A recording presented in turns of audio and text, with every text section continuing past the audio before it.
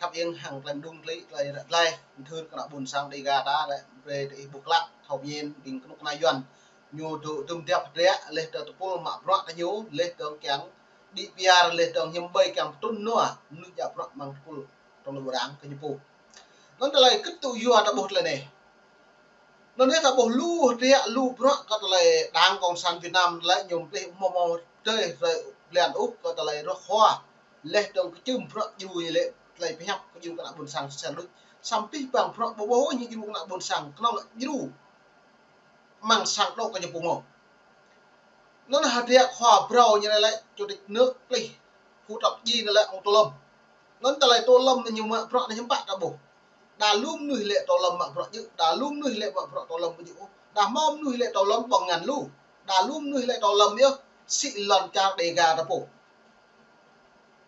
nó lại này mày phải xem lăng biện lại video hàng lại nhầm phép lên trong cái đi bia một đội bộ đàm cái nhầm bố như vậy nó là mày lại chuyên lại nhầm phép lên trong tạ bục lại thầu viên cờ địa phương hướng bọc nhẹ hẹp lợi dần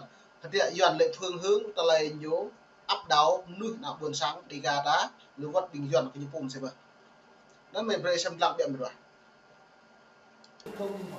Chiều ngày 4 tháng 3 tại trụ sở Trung ương Đảng, Tổng Bí thư Tô Lâm, trưởng Ban Chỉ đạo Trung ương về phát triển khoa học công nghệ, đổi mới sáng tạo và chuyển đổi số đã chủ trì phiên họp lần thứ 2 của Ban Chỉ đạo. Tham dự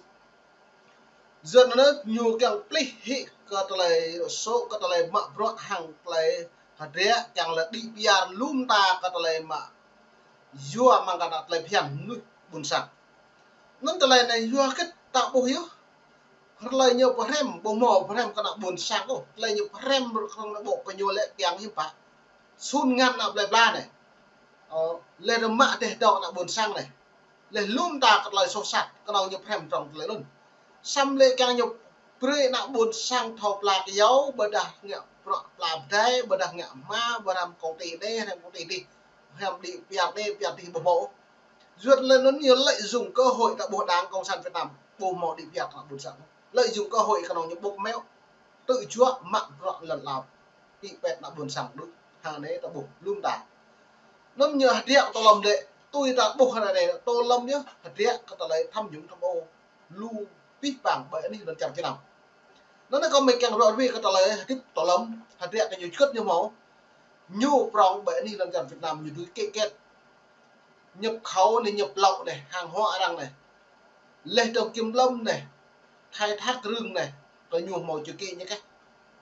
như vậy lên trồng vay vốn lên luôn ta thực hiện một nhiều màu chữ kỹ thì nhiều mà lên trồng linh khan mút mà áp nhiều mà giữa các lại ta lệ phi rằng nhiều hay là lâu thì lúc nhập nguyên phú trọng đầu tiếp lâu đây lại nhiều độ cái khỏa hẳn prong phi bằng ấy đi lần gặp cái nào xong ra đây thì phải nhận đi thì phải một lâu cái trách như vậy giờ pro là xa pro nhú chúa là pro Tô Lâm lâu là pro cả đảng như vậy nên tạo bộ sao cho ông nuôi bộ này luôn nuôi lệ bồi Tô Lâm giờ pro dự là nhiều càng pli thế chế đảng tạo bộ này là làm mà sự cả là lệ dự nhá xăm như càng pli thế chế đảng vừa như có lợi hai mặt hàng gà như bọc lu mỏm hàng gà lại nhiều quả rút cái nào buồn sạch nhiều càng một cơ hội như này là dập tắt bình nuôi tuy bực từng hay nhiều như dập tắt hay bình nuôi thâu có loại nhố xỉ ngăn thâu có lực loại cái nhố xỉ lật lại tới đây như lui mà cho nó đi lộ nhưng bạn buộc như vẫn lui hiệp đi non cả nhô tố hàng lại đừng cho nó được vậy nó hạt rẻ lại tiếp Tô Lâm nó mày bread xem lăng mực lại video đứng bởi lúc màn hình plon này dự có Thủ tướng Phạm Minh Chính, Phó trưởng Ban Chỉ đạo, Ủy viên Bộ Chính trị, Thường trực Ban Bí thư Trần Cẩm Tú, Phó trưởng Ban Chỉ đạo, cùng các đồng chí Ủy viên Bộ Chính trị, Ủy viên Ban Bí thư.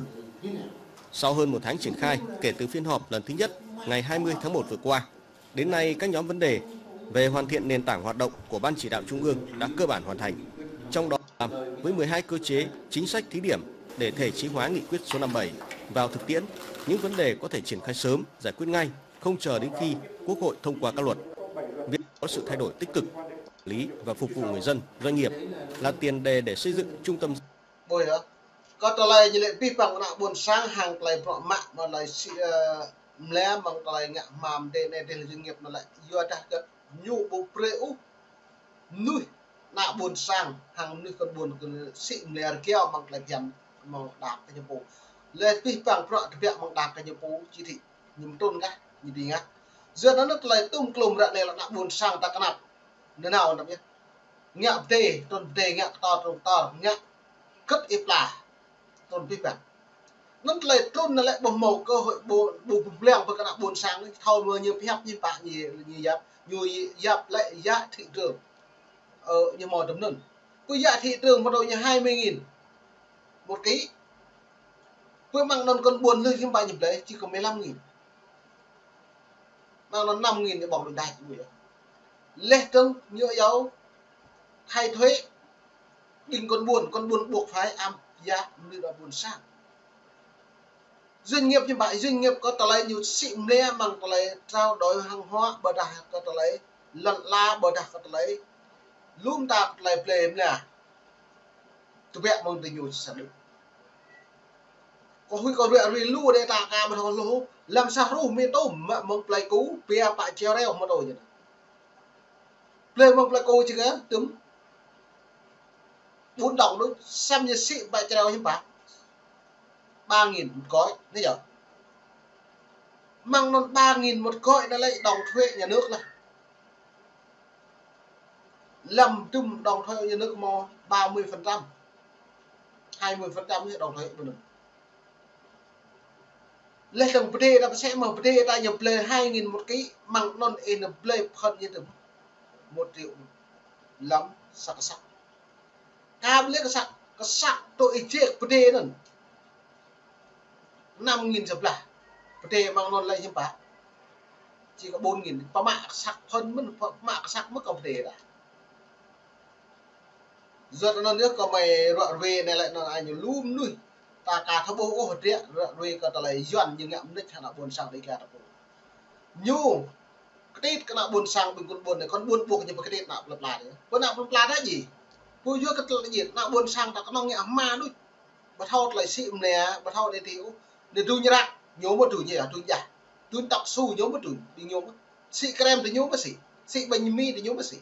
ý là nào buồn sang đầy cả là xị mà bố mô do rất là bình nhồi mà đừng đẹp thì này cái nòng như nó bạc sẽ tả những gì ra mong buồn sang đầy cả nó bôi đôi một vậy vẫn mời pre xem lăng biệt dữ liệu quốc gia, việc cắt giảm, đơn giản hóa và giải quyết thủ tục hành chính, cung cấp dịch vụ công trực tuyến cho người dân, thu hút sự quan tâm, phản hồi của người dân, doanh nghiệp. Tôi biết rằng là vô ít lăng mà nó mau má nạ đề đã. Đổi mới sáng tạo. Nan mất này trời đó lời nhố một lời trong say này.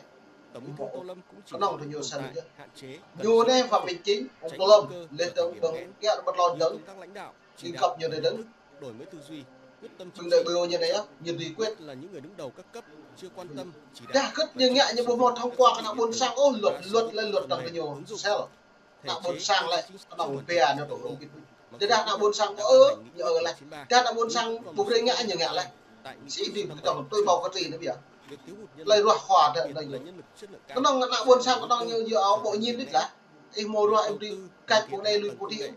nhiều đoạn lên lo lên nào buôn sang đập chặt một lần đó cái nào buôn sang là cái nhìn được lòng được nhưng mà bây càng mạng sang nữa sẽ nó bật vả cho nên free tan hàng lại nhiệt lên để buộc lại đấy tao lâm đấy lên từng nhú rồi tao lại bong ngăn tao lâm nên tao mới xị lần tràn tập người để gà tao bổ lau thì nguyên đơn giống bong lần là một sự tây nguyên đây nhô đây cho bạn xị nhập đi lần là nè để gà à khai thác lê này lê khai thác tàu này việc một chỉ kỵ nhiều sao lối nó ta bổ địa và cũng đã đang sàn lại như ta mình ôn lại ô lồng lại là nhiều hẻm lại nhiều mò hẻm sam ta doan với trẻ như con nào như prai là buồn sàn đó đúng nó mà rồi nó chực là lê đi bằng một vài cùng tuần mới học áp đi xem lăng từ đặc đi mượn mày hẹp cả bộ tôm ô và cả các lão có đi lần gỗ hàng lấy các tha về lúc nước thâu cái này phim này đi buôn sang cập nhật